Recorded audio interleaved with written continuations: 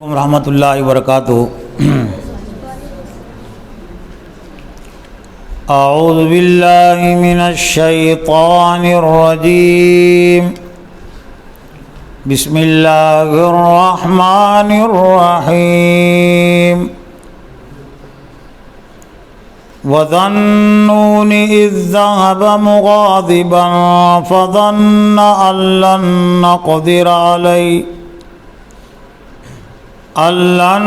نقدر عليه فنادى في الظلمات أن لا إله إلا أنت سبحانك إني كنت من الظالمين فاستجبنا له ونجيناه من الغم وَكَذَلِكَ نُنْجِي الْمُؤْمِنِينَ۔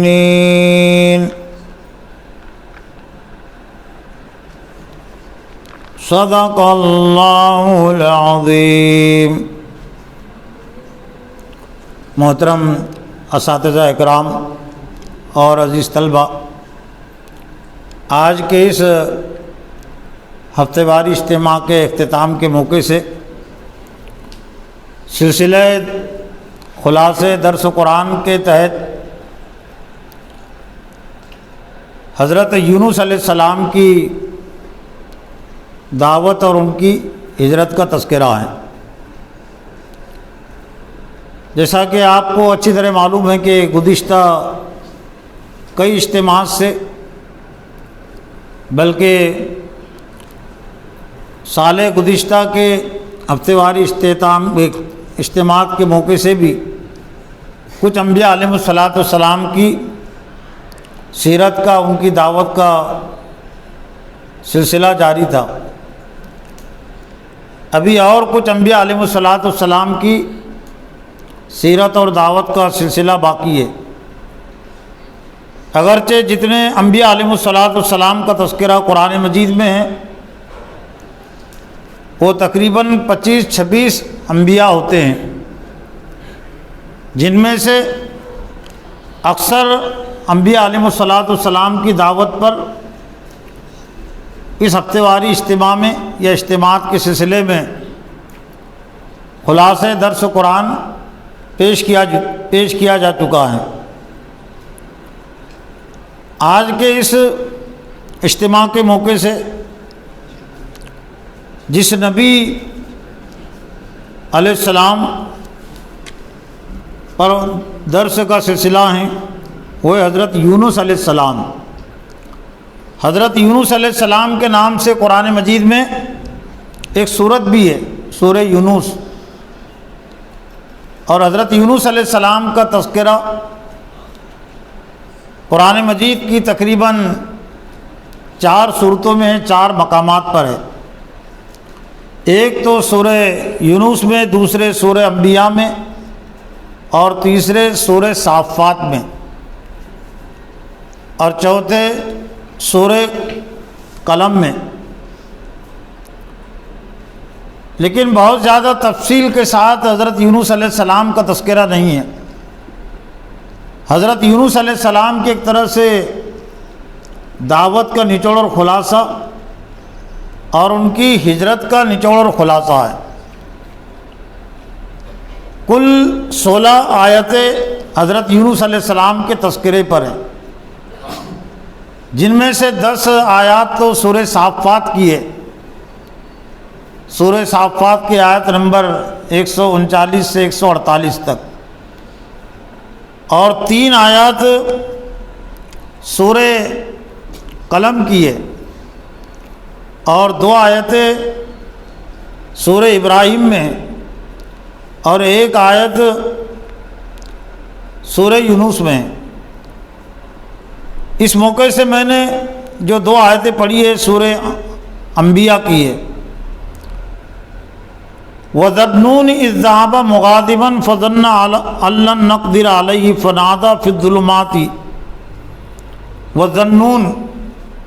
یہ حضرت یونس علیہ السلام ہی کا ایک طرح سے لقب ہے۔ ظنون یعنی مچھلی والے، اور سورہ قلم میں صاحب حوت، فاصبر لحکم ربی کا ولا طوطی کا صاحب الحوت، حضرت صلی اللہ علیہ وسلم کو کہا گیا کہ آپ صبر کیجئے اور مچھلی والے کی طرح نہ ہوئیے، مچھلی والے کی طرح نہ بنیے۔ مچھلی والے سے مراد یہ نہیں کہ آپ مچھلیوں کا کاروبار کرتے تھے یا مچھلیاں آپ کی تجارت تھی یا مچھلیوں کا آپ شکار کرتے تھے، یہ مراد نہیں ہے۔ حضرت یونس علیہ السلام کو مچھلی والے اس لیے کہا گیا کہ انہوں نے جو ہجرت کی تھی، حالانکہ وہ ہجرت چونکہ اللہ کی اجازت کے بغیر انہوں نے اپنے مقام کو، قوم کو چھوڑ دیا تھا۔ دعوت تو انہوں نے دی تھی، اتمام حجت دعوت پر کر دیا، قوم پر کر دیا تھا، اور اللہ تعالیٰ نے بتلا دیا تھا کہ اب قوم پر اللہ کا عذاب آئے گا۔ لیکن نبی ہجرت کے سلسلے میں بھی پابند ہوتا ہے، دعوت کے سلسلے میں بھی پابند ہوتا ہے، اور ہجرت کے سلسلے میں بھی اپنی مرضی سے کوئی نبی قوم کو اور اپنی آبادی کو چھوڑ نہیں سکتا۔ لیکن ان سے ایک لغزش ہوئی تھی۔ انبیاء علیہ السلام یقیناً معصوم ہیں، بے گناہ ہیں، لیکن جہاں جس نبی سے کوئی لغزش ہوئی ہے تو اللہ تعالیٰ نے فوراً اس کی اصلاح بھی کر دی ہے۔ کسی نبی کو اللہ تعالیٰ نے غلطی پر قائم نہیں رہنے دیا، اور ہر نبی نے اپنی لغزش پر اللہ سے توبہ کیا، اللہ سے استغفار کیا۔ کسی نبی نے غلطی پر، گناہ پر اصرار نہیں کیا، بلکہ فوراً وہ اللہ تعالیٰ کی طرف متوجہ ہو گئے۔ تو حضرت یونس علیہ السلام کا تذکرہ بھی اسی پس منظر میں ہے کہ حالانکہ بظاہر دیکھا جائے تو انہوں نے دعوت قوم کو دے دی تھی، کوئی کوتاہی ان سے نہیں ہوئی تھی، لیکن ہجرت کے سلسلے میں بھی وہ پابند تھے، یعنی اللہ کا بھی ہجرت کے لیے حکم نہیں آیا تھا، اور انہوں نے اللہ کے حکم سے پہلے بستی کو چھوڑ دیا تھا۔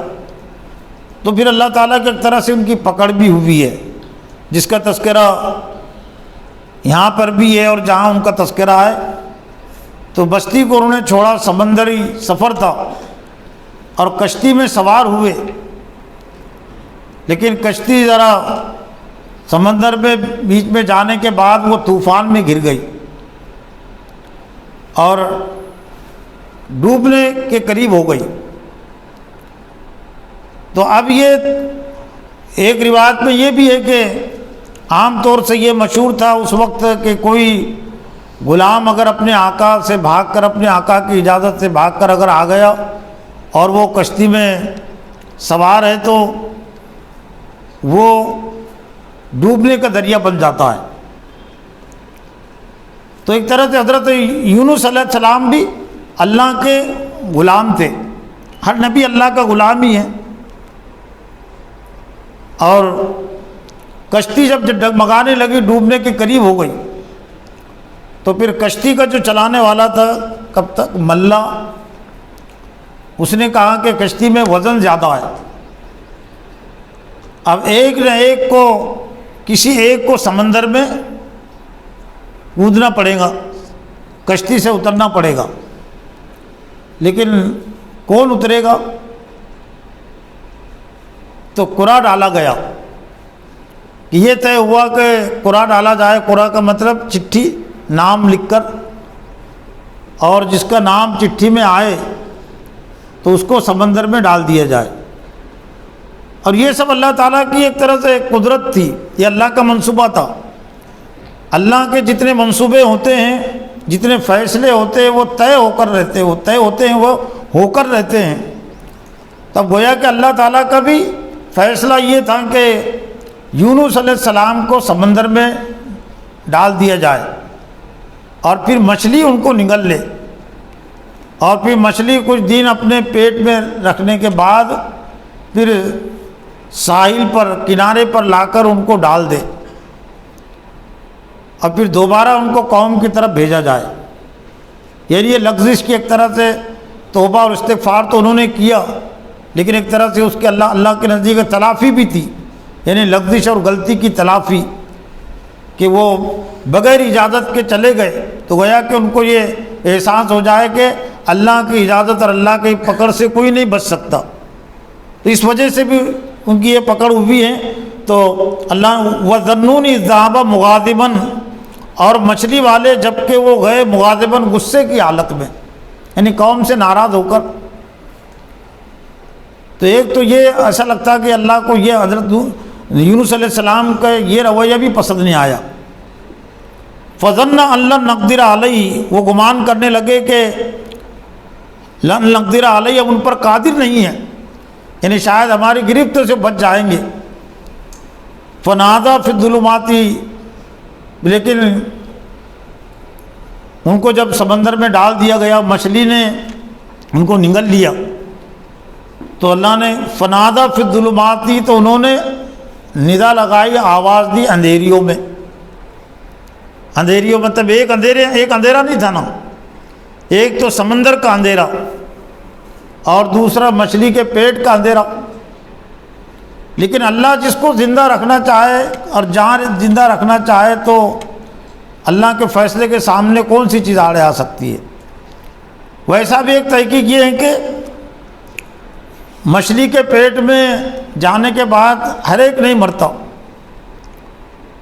زندگی باقی رہنے کا اس میں،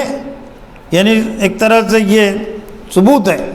زندگی باقی رہنے کے، اس میں کچھ آثار موجود ہے۔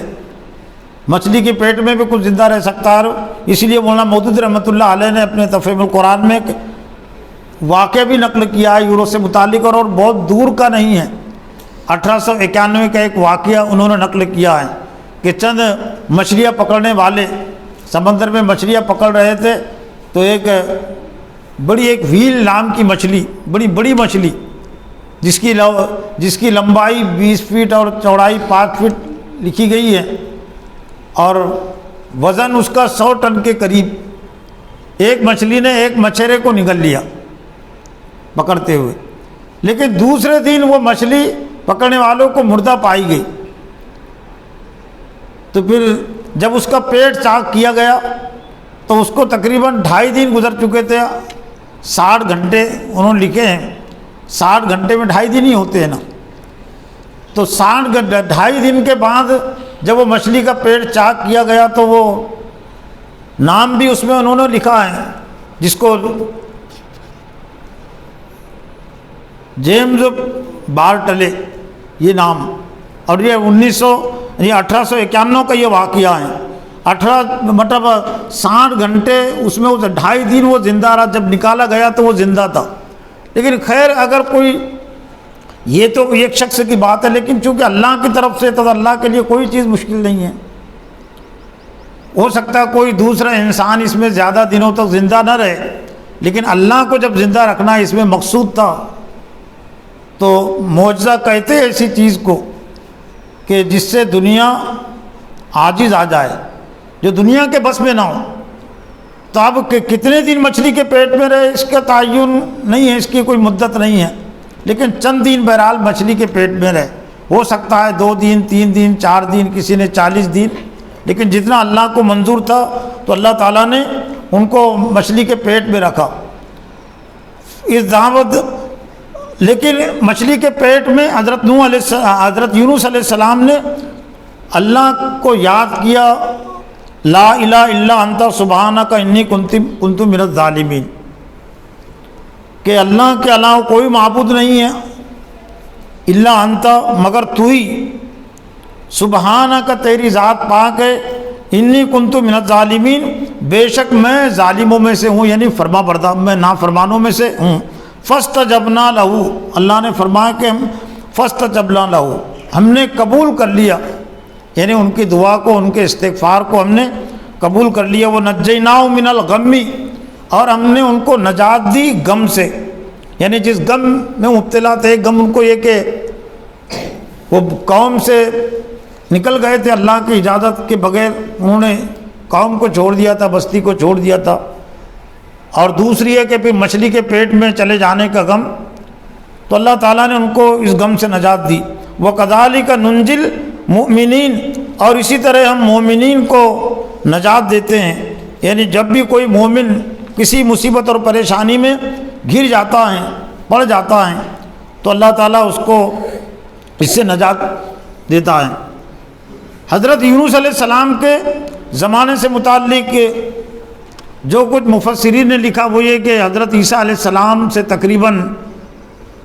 600-700 سال پہلے کا آپ کا زمانہ ہے، قبل مسیح۔ حضرت عیسیٰ علیہ السلام کے بعد جو تاریخ کا جو سلسلہ اسلامی لحاظ سے وہ قبل مسیح یعنی عیسیٰ علیہ السلام کے قبل، اور بعد المسیح یعنی حضرت عیسیٰ علیہ السلام کے بعد۔ اب جو دنیا میں تاریخ کا جو سلسلہ جاری ہے وہ حضرت عیسیٰ علیہ السلام کے بعد کے دور کا ہے، 2024 کے سال شروع ہوا نا، تو یہ عیسوی ہے یہ، یعنی حضرت عیسیٰ علیہ السلام کی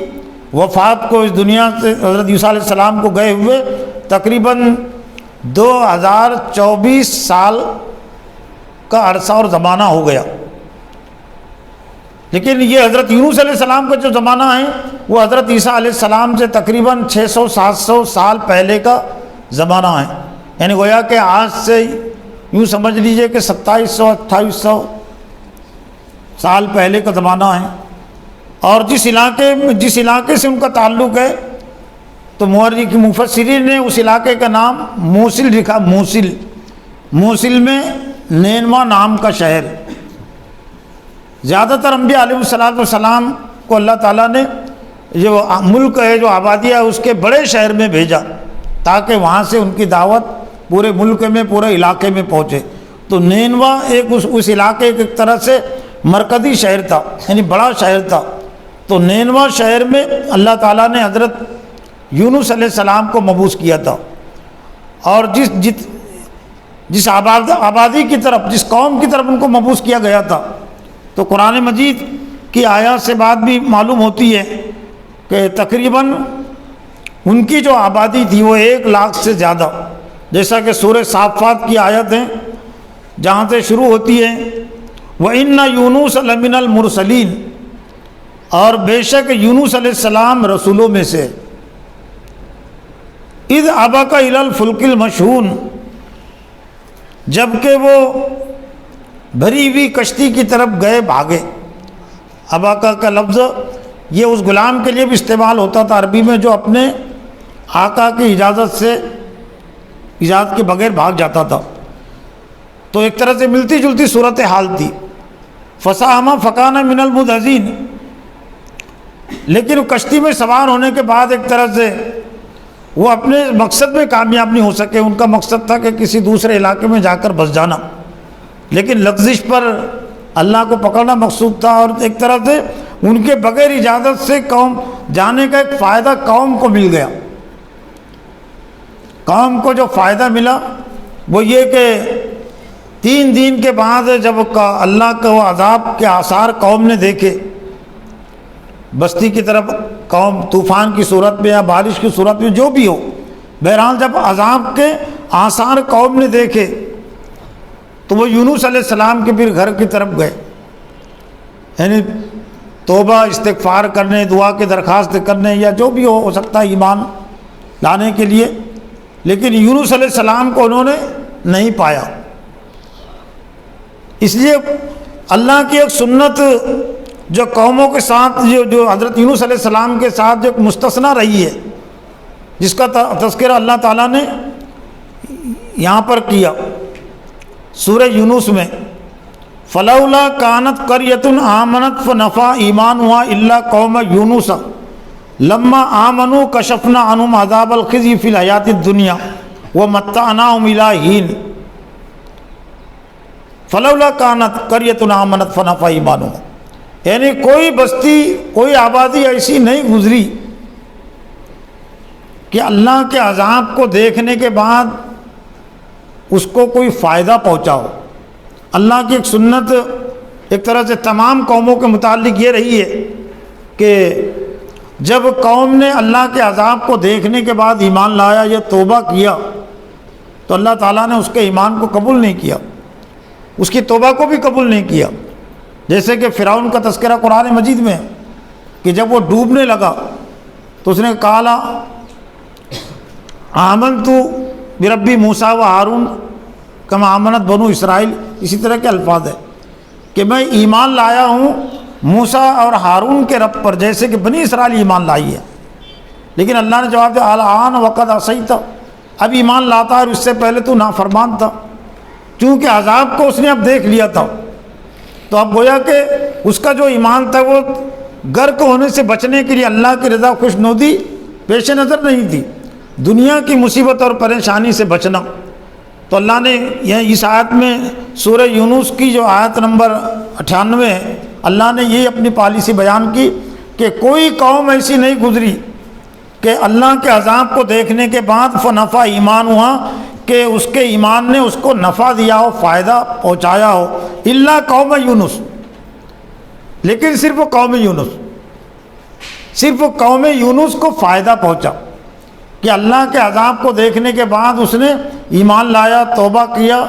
تو اللہ تعالیٰ نے اس کے ایمان کو قبول کر لیا، توبہ کو قبول کر لیا۔ لیکن کیوں قبول کیا، یہ اللہ تعالیٰ کی خصوصی سنت رعایت یونس علیہ السلام کے ساتھ کیوں رہی ہے، تو اس کا ایک جواب یہی سامنے آتا ہے کہ چونکہ نبی سے لغزش ہوئی تھی اور نبی حضرت یونس نے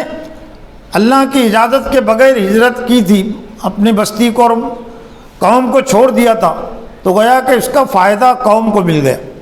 الا قوم یونس لما آمنوا، جب قوم نے ایمان لایا وہ اللہ کے عذاب کو دیکھنے کے بعد، تو کشفنا عنہم عذاب الخزی فی الحیات الدنیا،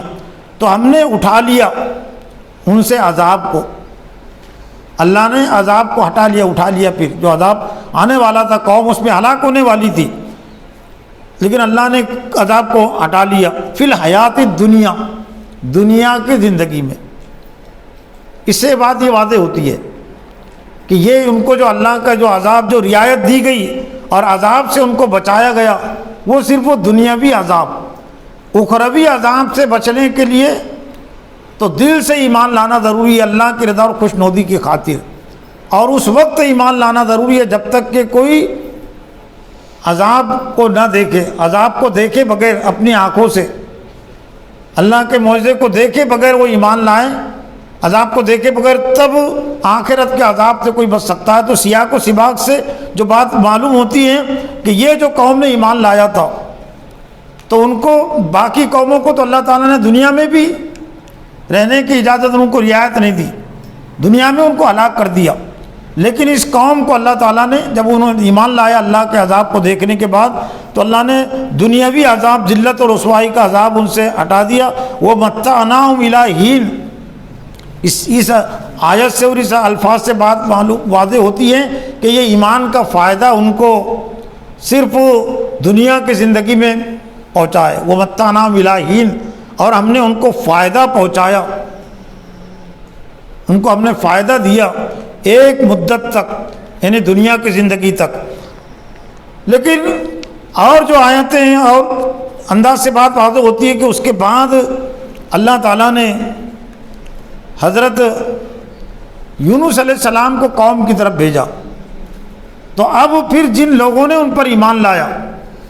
حضرت یونس علیہ السلام کی دعوت کو سن کر اللہ کی رضا اور خوشنودی کی خاطر، تو ایسا لگتا ہے کہ پھر یہ جو مومنین تھے اللہ تعالیٰ نے ان مومنین کو دنیا کے عذاب سے بھی محفوظ رکھا اور اخروی عذاب سے بھی ان کو اللہ تعالیٰ نے بچایا۔ تو سورہ صافات میں جو اللہ تعالیٰ نے جو تبصرہ کیا ہے، جو تذکرہ کیا ہے، تو اس سے بھی وہ بات واضح ہوتی ہے۔ فَالْتَقَمَهُ الْحُوتُ وَهُوَ مُلِيمٌ، بس مچھلی نے ان کو نگل لیا اور وہ ایک طرح سے ملامت زدہ تھے، اپنے آپ کو بھی ملامت کرنے، ان کو اپنی غلطی کا احساس ہوا تو وہ خود اپنے آپ کو ملامت کرنے لگے کہ مجھ کو بستی نہیں چھوڑنا چاہیے تھا۔ فَلَوْلَا أَنَّهُ كَانَ مِنَ الْمُسَبِّحِينَ لَلَبِثَ فِي بَطْنِهِ إِلَىٰ يَوْمِ يُبْعَثُونَ، اللہ نے فرمایا کہ اگر وہ تسبیح کرنے والوں میں سے نہ ہوتے، لا الہ الا انت سبحانک انی کنت من الظالمین، وہ پڑھنے والوں میں سے نہ ہوتے تو للبث فی بطنہ الی یوم یبعثون، تو وہ اس کے پیٹ میں، یعنی مچھلی کے پیٹ میں ٹھہرے رہتے قیامت کے دن تک، اٹھائے جانے والے دن تک۔ اور اللہ تعالیٰ اس پر بھی قادر تھا کہ جس طرح سے بہت سارے وہ زندہ ہیں، قبروں میں زندہ ہیں، عالم برزخ کی زندگی میں زندہ ہیں، تو وہ اللہ تعالیٰ ان کی قبروں کو، مچھلی کے پیٹ کو ان کے لیے عالم برزخ بنا دیتا وہاں وہ زندہ رہتے، لیکن اللہ تعالیٰ نے ان کو یہ تسبیح کی وجہ سے ساحل سمندر پر لا کر مچھلی نے چھوڑ دیا، اور پھر اللہ نے ان کو دوبارہ پھر قوم کی طرف بھیجا۔ فَنَبَذْنَاهُ بِالْعَرَاءِ وَهُوَ سَقِيمٌ فَنَبَذْنَاهُ، پس ہم نے ان کو پھینک دیا بالعرائی، یعنی ساحل پر، کنارے پر، وہ سقیم، اور وہ ایک طرح سے وہ بیمار کی حالت میں تھے، یعنی مچھلی کے پیٹ سے جب نکلے تو ظاہر بات ہے کہ ان کے جسموں پر نکات بھی تھی، مچھلی کے پیٹ میں رہنے کی وجہ سے چلنے پھرنے کی جو طاقت تھی، وہ چلنے پھرنے کی طاقت بھی متاثر ہو گئی تھی، لیکن اللہ نے ان کی زندگی کا جو، ان کی صحت مندی کا جو وہ انتظام کیا کہ یہ بھی سقیم بیمار جو ہو گئے تھے تو وہ بیماری ان سے دور ہو جائے، تو وَأَنبَتْنَا عَلَيْهِ شَجَرَةً مِّن يَقْطِينٍ، مچھلی نے جس سمندر کے کنارے پر ان کو لا کر ڈالا تھا ساحل پر، تو عام طور سے سمندر کے کنارے پر ایسے کچھ درخت نہیں ہوتے آسانی کے ساتھ، پھلدار درخت، بیلدار درخت، لیکن اللہ نے اپنی قدرت کے لیے حضرت یونس علیہ السلام کو صحت عطا کرنے کے لیے اور غذا عطا کرنے کے لیے وَأَنبَتْنَا عَلَيْهِ شَجَرَةً مِّن يَقْطِينٍ، اور ہم نے اگا دیا اس پر ایک بیلدار درخت۔ بہت سارے مفسرین لکھا اس سے مراد ہیں وہ کدو کی بیل، تاکہ ان کو سایہ بھی مل جائے، انگور کی بیل، اور بھی کوئی بیل ہو سکتی ہے، بہرحال کوئی ایسا بیلدار درخت کہ جس سے ان کو سایہ بھی ملے اور اس کے پھل بھی ان کو کھانے کو میسر آ جائے۔ وہ ارسلنا، پھر جب ان کی صحت ہو گئی، تندرستی ہو گئی، یہ بیماری کی جو کیفیت تھی وہ دور ہو گئی، تو وہ ارسلنا الی 100,000 او یزیدون، تو ہم نے ان کو بھیجا 100,000 کی طرف، او یزیدون، یا اس سے زیادہ، یعنی وہ جو آبادی تھی، جو بستی تھی، اس کی آبادی 1,00,000 سے زیادہ تھی۔ کچھ مفسر لکھا کہ 1,20,000 وہ بستی تھی، لیکن بہرحال اتنا تو آیت سے واضح ہے کہ 1,00,000 سے زیادہ وہ آبادی والا شہر تھا، نینوا شہر۔ او یزیدون فآمنوا فمتعناہم الی حین، پس وہ ایمان لائے، فمتعناہم الی حین، بس ہم نے ان کو فائدہ پہنچایا ایک مدت تک۔ اب وہ مدت سے مراد وہ صرف دنیا کی زندگی ہو سکتی، دنیا کے حد تک ہو، اور پھر اخروی فائدہ کن لوگوں کو ملے گا اور کن لوگوں کو نہیں ملے گا یہ الگ بات ہے۔ ہو سکتا ہے جنہوں نے دل و جان سے حضرت یونس علیہ السلام کی دعوت کو قبول کر لیا ہوگا، اور اب ان کے پیش نظر کوئی دنیا کی مصیبت و پریشانی سے بچنا نہیں رہا ہوگا، بلکہ جہنم سے بچنا ان کے پیش نظر رہا ہوگا، تو اللہ تعالیٰ نے ان لوگوں کو جہنم کے عذاب سے بھی، یعنی مرنے کے بعد کے عذاب سے بھی اللہ تعالیٰ نے پھر ان کو نجات دی، ان کو بچایا۔ لیکن یہ جس حضرت یونس علیہ السلام کا جو تذکرہ، یونس علیہ السلام کا جو واقعہ اللہ تعالیٰ نے اولین طور پر حضرت محمد صلی اللہ علیہ وسلم کو اور جو اہل ایمان تھے، یہ ہجرت سے پہلے کی صورت ہے، یہ جو 4 صورتیں ہیں جن میں حضرت یونس علیہ السلام کا تذکرہ ہے، سورہ قلم، سورہ صافات، اور یہ سورہ انبیاء اور سورہ یونس، یہ سب دور مکی کی صورتیں ہیں، لیکن دور مکی میں سے بھی آخری دور کی صورت، اور ایسا لگتا ہے یہ اس دور کی صورت ہیں کہ جب اللہ کے رسول صلی اللہ علیہ وسلم کی اجازت سے اہل ایمان نے مکہ کو چھوڑ دیا تھا، پہلے حبشے کی طرف ہجرت کی کچھ اہل ایمان نے، اور پھر کچھ مدینہ کی طرف، لیکن کچھ باتیں یہ بھی آ رہی ہوں گی کہ حضرت محمد صلی اللہ علیہ وسلم کیوں شہر نہیں چھوڑ رہے، مدینہ والوں نے بھی آپ کو بلایا تھا، ان سے بیعت کی تھی، تو شاید یہ بات بھی ہوگی کہ محمد صلی اللہ علیہ وسلم اب مکہ میں چونکہ حالات بہت نازک ہو گئے تھے اور دیگرگو ہو گئے تھے، چلنا پھرنا مشکل ہو گیا تھا، دعوت بھی آپ پہنچا چکے تھے، تو ایک طرح سے حضرت صلی اللہ علیہ وسلم کو بھی بتانے کے لیے اور اہل ایمان کو بتانے کے لیے کہ حضرت محمد صلی اللہ علیہ وسلم ہجرت کے سلسلے میں آزاد نہیں ہے، وہ اپنی مرضی کے مالک نہیں ہے، وہ اللہ کے حکم کے تابع اور پابند ہے۔ جس طرح سے حضرت یونس علیہ السلام نے اللہ کی اجازت کے بغیر ہجرت کی تھی تو اللہ تعالیٰ نے ان کو پکڑ لیا، ایک آزمائش میں اللہ تعالیٰ نے ان کو پکڑ لیا، تو ایک طرح سے اللہ کے رسول کو بھی اور صحابہ کرام کو بھی، اہل ایمان کو بتانا مقصود تھا کہ اگرچہ حالات مکہ میں اب شدید ہے اور دعوت پہنچ چکی ہے، لیکن جہاں تک ہجرت کی بات ہے نبی بھی وہ پابند ہے، چنانچہ اللہ صلی اللہ علیہ وسلم نے اسی وقت مکہ کو چھوڑا جب اللہ تعالیٰ نے آپ کو اجازت دی۔ چنانچہ جب اللہ کی طرف سے حکم آ گیا تو پھر حضرت عمر صدیق رضی اللہ تعالیٰ عنہ کے ساتھ آپ نے مدینہ کی طرف ہجرت کی۔ اور یہ سورہ قلم کی جو آیت ہے 3 آیتیں، اس سے بھی بات واضح ہوتی ہے۔ فَاصْبِرْ لِحُکْمِ رَبِّکَ، اے محمد صلی اللہ علیہ وسلم آپ صبر کیجئے، یعنی ہمت رکھیے، تکلیف کو برداشت کیجئے، یعنی مکہ میں جو شدید حالات ہے۔ وَلَا تَكُنْ كَصَاحِبِ الْحُوتِ، اور آپ مچھلی والے کی طرح نہ ہو۔ بالکل بات جڑ جاتی نا، یعنی جس طرح سے حضرت یونس علیہ السلام نے ہماری اجازت کے بغیر ہجرت کی تھی تو آپ ویسا نہ کریں۔ وَلَا تَكُنْ كَصَاحِبِ الْحُوتِ، مچھلی والے کی طرح آپ نہ بنیے، یعنی ہمارا جب حکم آئے گا تب آپ ہجرت کیجیے۔ وَلَا تَكُنْ كَصَاحِبِ الْحُوتِ، اور آپ مچھلی والے کی طرح نہ ہوں۔ اِذْ نَادَىٰ وَهُوَ مَكْظُومٌ، جبکہ انہوں نے آواز دی جبکہ وہ غصے کی حالت میں تھے، پریشانی میں تھے۔ لولا ان تدارکہ نعمت من ربی لنبذ بالعراء وهو مذموم، لولا ان تدارکہ نعمت، یعنی اللہ تعالیٰ کی نعمت اگر ان کو نہیں پہنچی، یعنی لگویا کہ اللہ تعالیٰ نے ان کو احسان کیا، ان کے رب سے ان کو نعمت حاصل ہوئی، تو پھر سمندر کے کنارے پر وہ لا کر وہ ڈال دیے گئے، چھوڑ دیے گئے۔ فاجتباہ ربہ فجعلہ من الصالحین، اب پس اللہ تعالیٰ نے ان کو منتخب کر لیا۔ یہ نہیں کہ ان سے لغزش ہوئی تو اللہ تعالیٰ نے وہ لغزش کو ان کے نامہ اعمال میں باقی رکھا، ان کی زندگی میں باقی رکھا، بلکہ اللہ نے وہ لغزش کو معاف کر دیا، غلطی ان سے دور کر دی گئی، اللہ تعالیٰ کو منتخب کر لیا۔ فجعلہ من الصالحین، اور وہ نیک لوگوں میں سے ہو گئے، یعنی رسولوں میں سے بھی ہیں اور نیک لوگوں میں سے بھی ہے۔ تو حضرت یونس علیہ السلام کے اس دعوتی تذکرے سے اور ہجرت کے تذکرے سے اہل ایمان کو بھی جو سبق ملتا ہے وہ یہ کہ چاہے حالات کسی طرح کے ہو، وہ اپنی جگہ پر قائم رہیں